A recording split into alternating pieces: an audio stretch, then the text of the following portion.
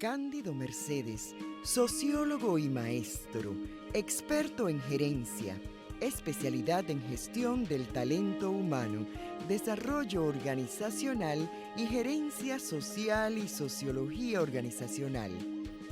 Consultor e instructor organizacional, catedrático universitario, profesor del Instituto Tecnológico de Santo Domingo y de la Universidad Autónoma de Santo Domingo. Es profesor desde 1988 de las maestrías en alta gerencia, finanzas corporativas y recursos humanos del INTEC. Desde 1979 forma parte del personal académico de la Universidad Autónoma de Santo Domingo. Durante 10 años fue facilitador del Instituto de Formación Técnico Profesional Infotep para empresas en temas de liderazgo, cambio organizacional, conflicto y negociación, supervisión efectiva, cultura organizacional, gestión del tiempo, valores y desarrollo en la organización, desarrollo y competencias, gerencia de recursos humanos, ética y desarrollo y trabajo en equipo.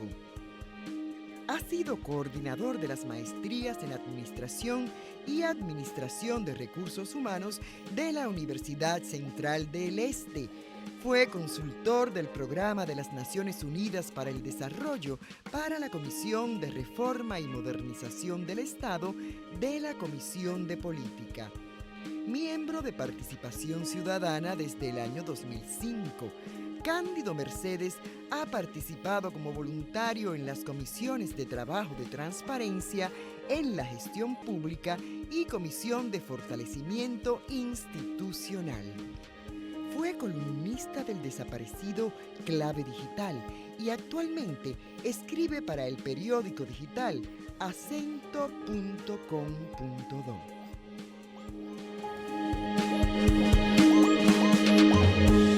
De esta manera recibimos formalmente al sociólogo Cándido Mercedes. Saludos, bienvenido, gracias por estar con nosotros, es un privilegio recibirlo. Gracias por la invitación. Buenos días. Reyes, el señor Jesús Nova, Muchísimas gracias. contemporáneo mío y Monclús. Gracias por lo de señor. Vamos a entrar en materia. Nos gustaría saber de inmediato su evaluación con relación a los nuevos integrantes de las altas cortes. Una evaluación rápida, pero muy objetiva, fue excelente la decisión. Como si hubiesen elegido otros, porque si ustedes vieron, por primera vez uno tuvo la oportunidad de ver tanta gente excelente. O sea que los que seleccionaron, bien, excelente. Pero si hubiesen seleccionado otros, bien, excelente, porque ahí había una cantera de hombres y mujeres excelentes. Desde esa perspectiva, nosotros lo vemos muy bien profesionalmente. Ahora, ¿qué lecciones nosotros tenemos que aprender de esto? Miren, República Dominicana tiene 17 miembros de la Suprema Corte de Justicia, 13 miembros del Tribunal Constitucional, que deberían ser 5 o 7, pero aquí, ya ustedes saben. Entonces nosotros tenemos un Estado débil, un Estado pequeño. Eso ni siquiera Francia, que tiene 80 millones de habitantes, tiene tantos miembros en las altas cortes como República Dominicana. Pero eso no es lo peor. Lo peor es que, por ejemplo, no estoy personalizando, pero para que la gente lo vea objetivo, Hermógenes Acosta, Wilson Ramírez, la brillante Katia Miguelina Jiménez y Ana Isabel Bonilla se acaban de desvincular del Tribunal Constitucional. ¿Está bien? Pero esas 4 personas ya per século seculorum, toda la vida ya están pensionados. Pero ¿qué ocurre? Que en República Dominicana una gente llega al Tribunal Constitucional, dura 7, 9, 11 años y ya nunca ha trabajado en la administración pública, no importa la edad y ya se va pensionado. ¿Qué es lo que Cándido Mercedes aspira? Que la gente que está en la Suprema, el Tribunal Constitucional, deben durar mínimo 20 años. 20 años. Sí. Es mucho. No, porque es que tú llegas hoy, por ejemplo, ahora llegó Alejandro no, porque Alejandro tiene 65 años, nació en el 55, y ya tiene más de 20 años en la administración pública. Está bien. Pero suponte que llegó Liz Reyes, tiene 39, 40 años. Dentro de 7 años se va y se va a jubilar para toda la vida. Entonces, desde el Estado no se pueden crear gente, ciudadanos de primera, ciudadanos de segunda y ciudadanos de tercera. ¿Por qué? Porque un médico y un profesor tiene que durar 30 años mínimo para irse con 20, 30 mil pesos. Y estamos hablando de que esta gente se van con 360,000 de por vida. Por 7, 8, 9 años, no importando la edad. ¿Y cómo debe ser la jubilación en toda parte del mundo? Tiene un rango de edad mínimo, 60 años, ahora la subieron a 65. Entonces, ¿qué yo como experto en gerencia pido? No retroactivo, sino para el porvenir. Mi amigo Monclús, a quien quiero muchísimo, llega allí, dura 7, 9, 11 o 12 años en el Tribunal Constitucional y él se le da entre 6 meses, 1 año, su sueldo completo, hasta tanto él que se ubique.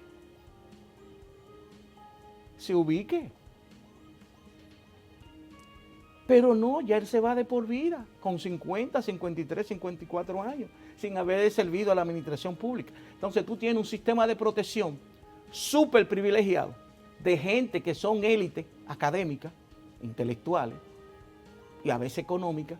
Entonces el Estado lo está súper protegiendo por encima de los ciudadanos. Sí, ahí hay un caso y es que llegan a un nivel en términos de posicionamiento. Usted dice, bueno, que pasen 1 año cobrando un salario hasta que se ubiquen, pero el salario próximo puede ser muy bajo y puede ser una posición también inferior a la que ocupaban anteriormente. No, porque tú tienes derecho a buscártela en el sector privado o como profesional, porque es una profesión libre. ¿Propone usted, profesor, entonces un cambio en el marco legal? Ejemplo, ese señor que acaban de ratificar, muy bien. Ustedes ven que yo digo las cosas que están bien. Ortega y Polanco.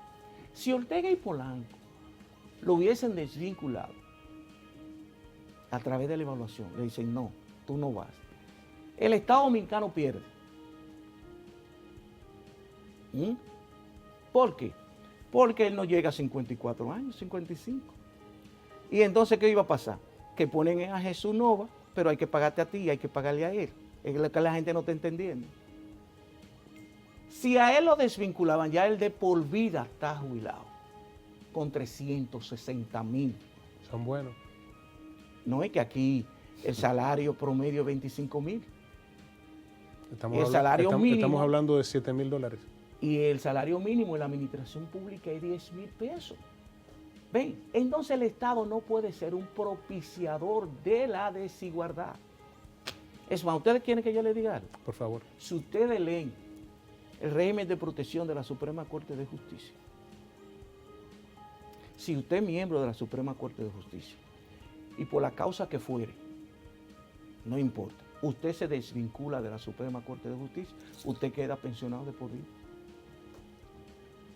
Por ejemplo, Luis Henry Molina. Ustedes vieron un trabajo ayer de una periodista. Si Luis Henry Molina, por lo que fuere, lo desvinculan, ya él queda de por vida y miren la edad de él. Profesor, el régimen de recursos humanos beneficia a todos los servidores de la Suprema Corte de Justicia o solo a los titulares? Solo a los de la Suprema. A los Después 17. Tú tienes que esperar mínimo a los 3 tipologías de jueces que hay, a modalidad. Sí, sí. Mínimo 20 años y mínimo 60 de edad. ¿Van viendo la desigualdad? Para poder optar por la pensión. Para poder optar. Y una proporción. Liz le tiene una pregunta, pero claro, implicaría una modificación al régimen interno. Eso va a tener que ver. ¿Cómo está estructurado el Consejo Nacional de la Magistratura? Todo esto para que un juez sea inamovible por 2 décadas. Es que era así. Lo que pasa es que Leonel... Bueno, era que no me lucía decirlo yo. Leonel Fernández aprovechó y en la Constitución de 2010... Quitó la inamovilidad. Eso es, ¿entiendes? Incluso ustedes vieron ahora cuando Danilo Medina evaluó la Suprema, evaluaron la Suprema en términos de la Suprema y no se evalúa, es individual. Si ustedes entran a la Suprema y vieron las evaluaciones de Miriam Germán y todos esos jueces y todos estaban con 95, 98. Pero nada más dejaron, ¿cuáles dejaron? Ya ustedes vieron a cuáles dejaron. Por eso la gente está viendo con buenos ojos que una justicia independiente, este proceso ustedes vieron lo más transparente y diáfano posible, y hay que aplaudirlo, hágalo quien lo haga, porque ¿qué es lo que uno quiere desde la sociedad civil? Que las cosas se hagan como Dios manda. Okay. Y se ha hecho como Dios manda. Profesor, ¿podemos interpretar que valora positivamente entonces todo lo que ha pasado en el Consejo Nacional de la Magistratura y además la colocación y la selección de estos 4 jueces? Pero también queremos conocer su parecer sobre las acciones que está encauzando el gobierno dominicano en favor de la transparencia, que es una de las banderas de participación ciudadana. Todo lo que venga a fortalecer el Estado de Derecho, la institucionalidad y la problemática de la corrupción, que ustedes saben que en los estudios internacionales es vergonzoso porque la corrupción era rampante. O sea, nosotros estábamos en el 5º país de América Latina con más corrupción y el 8º en el mundo según Foro Económico Global. Y eso es desastroso, porque un país creando riqueza y unos pocos apropiándose en términos privados de esa riqueza. Lo que ustedes han visto con los pulpos y los cuñados y todo eso, eso es una muestra. Yo nunca había visto donde la realidad supera la imaginación en términos de corrupción. Yo todavía estoy pasmado. Y miren que tenemos PC, ha escrito 20 años de corrupción. Corrupción sin castigo. La manzana. En ese sentido, una consulta pública que me voy a atrever a hacerle con permiso de mis Sí, claro. compañeros. Uno de los argumentos para debatir esa parte que establecía la hoy oposición Partido de la Liberación Dominicana es que todos estos índices se hacen sobre la base de consultas a organismos que en su momento son oposición, es decir, no de datos medibles. ¿Cómo usted responde a esto? Que eso es totalmente falso. Por ejemplo, el índice de transparencia internacional lo hacen con cuestionarios, con trabajos internacionales como Foro Económico Global, Banco Mundial, Banco Interamericano de Desarrollo. Entonces se correlacionan todos y en países como el nuestro se le aplican, por ejemplo, si me incluye un empresario, hay un cuestionario que se le aplica donde no te identifica quién tú eres ni nada. ¿Para qué? Para que el ser humano trate de ser lo más objetivo posible. ¿Qué le pasó? ¿Cómo sabemos que la corrupción? Porque acuérdate que la corrupción, de cada 100 actos de corrupción, 98 son ocultos. Nosotros salimos el segundo país con la tasa de soborno más alta de América Latina después de México. Acuérdense que México salió con 54 y nosotros con 46. Pero el soborno no se ve. Cuando él tiene que dar los 10 millones, los 20 millones, los 30 millones y hasta los 40 millones, él lo pone ahí, por eso lo sabemos. ¿Va entendiendo? Por eso se llama índice de percepción de la corrupción. Pero no como un concepto soborno. Lo disfrazan con otro nombre. Pero en los cuestionarios están bien objetivos que se destacan. ¿Ves? Entonces eso. Por eso yo veo cuando el presidente actual, Luis Abinader, habló del silencio administrativo, acuérdense, en su última comparecencia. Eso es extraordinario. ¿Por qué, Cándido? Porque Liz, oiga cómo es. Usted es empresaria. Usted quiere invertir para República Dominicana, generar empleo, generar riqueza. Pero ¿qué ocurre? Que en el Ministerio X te paran tu proyecto. El proyecto tiene 6 meses, pero tú estás trabajando. Y entonces te mandan al emisario. Liz, tú sabes cómo es. Tú sabes cómo que esto se mueve. Y para ayudarte. Tú tienes que aflojar. 5, 10, 20 millones. Ok. Pero con el silencio administrativo, eso es una revolución. Y mira que no significa dinero, sino voluntad política. Y eso es lo que queremos. ¿Qué significa, Liz? Que cuando el proyecto llega a tu despacho, suponte, si a los 15 días eso no ha sido firmado, Jesús Nova, que es el inversionista de ese proyecto, ya lo da como Aprobado. aprobado. Como un hecho. Como un hecho. ¿Usted está entendiendo? Y eso es una revolución. Y eso se va a aprobar ahora y lo estamos diciendo desde hace mucho. Profesor, Silencio administrativo, eso tiene que desaparecer. si nosotros pensamos en la recuperación de los recursos del Estado que fueron robados, ¿cómo debíamos entonces invertir esos recursos para mejorar la calidad de vida y justamente todo lo que tiene que ver con esa cantidad de gente que trabaja para que las cosas sean mejor en términos judiciales? ¿Cómo entiende usted Mira, que debíamos distribuir ayer eso? yo vi un señor que yo lo valoro muchísimo, yo lo quiero muchísimo. Se llama Miguel Sarajato. No somos amigos, pero yo lo quiero muchísimo. Y tú sabes que hay, en la Ley de Estrategia Nacional de Desarrollo, hay 2 pactos que todavía no han sido refrendados a la luz de una ley orgánica que está en la Constitución en su artículo 241, la Ley de Estrategia Nacional de Desarrollo. Y él decía, todo pacto fiscal holístico global implica gasto e ingreso. El gobierno está haciendo los esfuerzos desde ahora por la calidad del gasto. Porque fíjense qué es lo que pasa. En el 2018, el Banco Interamericano de Desarrollo, y yo no me canso de decirlo, llegó a la conclusión de que en República Dominicana se perdían 168.000 millones de pesos anuales en dispendio, incoherencia y corrupción. ¿Qué quiere decir eso? Por ejemplo, aquí había nominilla más alta que la nómina normal. Wow. Eso es una locura. A veces tú te preguntas, ¿y cómo que están haciendo tanto ahora si los ingresos tributarios, acuérdense, en el 2020 se dejaron de recibir más de 105.000 millones, acuérdense que el presupuesto del 2020 era 748.492 millones. Finalmente lo que se recaudaron fueron 640.000 millones, 100.000 menos. Pero ¿qué ocurre? Que los gastos se cuadruplicaron. Eran 858.000, con un déficit de 2.2, terminamos con un déficit de 7.7. Y se esperaba que iban a ser 9, se terminó en 7. ¿Por qué? Porque se tuvo que gastar alrededor de 1 billón de millones de pesos. ¿Para qué? Mírenlo ahí, solamente entre agosto y diciembre se gastaron 105.000 millones más en materia de fase 1, quédate en casa, quédate. Y no hay nadie que no pueda decir que es una decisión buenísima. ¿Por qué? Porque eso disminuye lo menos posible la desigualdad y la pobreza. Cuando yo veo, y lo voy a decir concretamente, lo penoso de un senador como Iván Lorenzo, que lo que es médico, senador del PLD, hablar que este gobierno es el paladín del endeudamiento.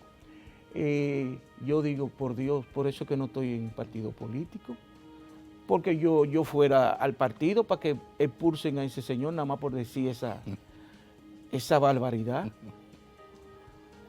Oye, nosotros, y ahí es que está lo malo, Danilo Medina, en 8 años, duplicó la deuda en 108% y cambió la composición de la deuda.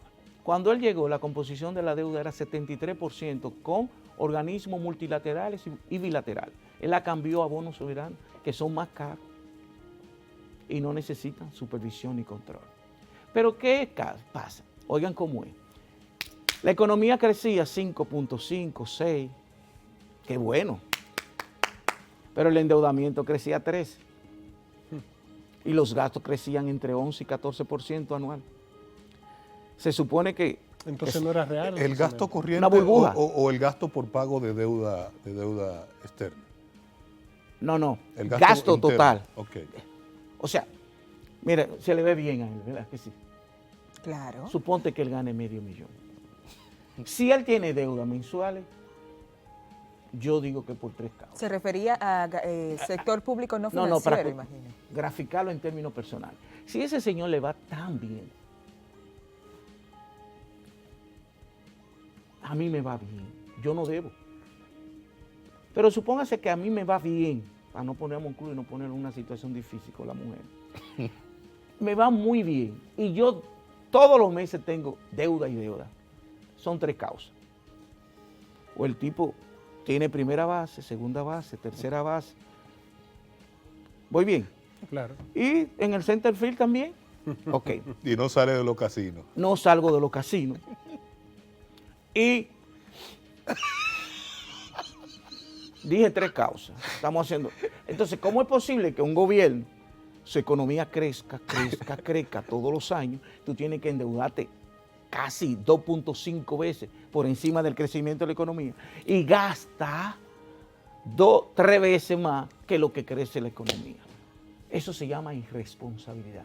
Aquí hay gente que vivieron el presente, solazándose en el presente de una manera irresponsable, comprometiendo el futuro.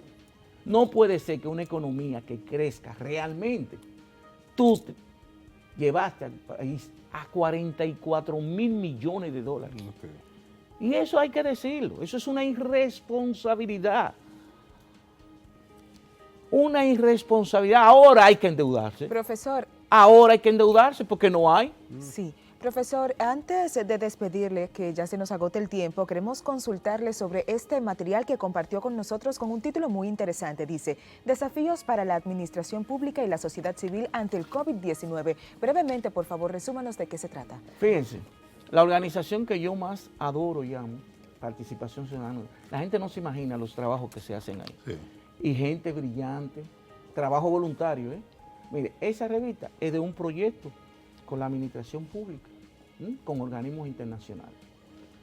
Si usted ve, ahí hay como 6 artículos donde el que los que lo escribieron no le tuvieron que dar ni un centavo. ¿Ve? Y hacemos proyectos para mejorar la democracia, para mejorar la justicia, para que disminuya la desigualdad. Él me iba a preguntar, ahí hay un artículo sobre gobierno abierto. Así es. ¿Hacia dónde debemos aspirar?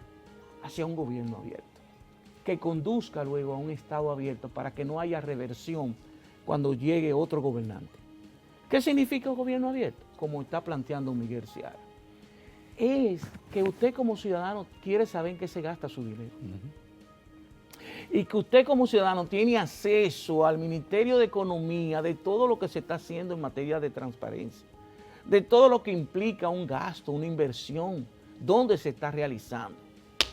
Es penoso, y mire qué doloroso para mí, porque mi generación, ustedes saben que es como lo lleva en la sangre, antibalagrista. Todos los meses, no había internet ni nada, todos los meses, 40, 50, 60 hojas, páginas en los periódicos, en todo. ¿De qué? Del presupuesto. Del presupuesto. Del gasto. ¿De cuándo Balaguer, un hombre que nació en el 1906? Profesor. Entonces, mi generación, Sí. mi generación, tú preguntas ahora mismo el ejercicio fiscal de 2020 y todavía no lo sabemos. Y la Cámara de Cuentas tiene que mandarlo no, Cámara de Cuentas, ¿cómo que ustedes le dicen? De cuentos. De cuentos. De cuentas. Tiene que mandarlo ahora, más tardar el 30 de abril al Congreso. Profesor. Pero fíjense que en los últimos 25 años el Congreso nunca ha fiscalizado el ejercicio fiscal del Poder Ejecutivo. Vamos a ver qué pasa con los nuevos miembros que tienen que cambiar ya a partir del 2 de febrero. Estamos agradecidos porque usted nos acompañó en esta mañana y como siempre por las informaciones suministradas. Gracias.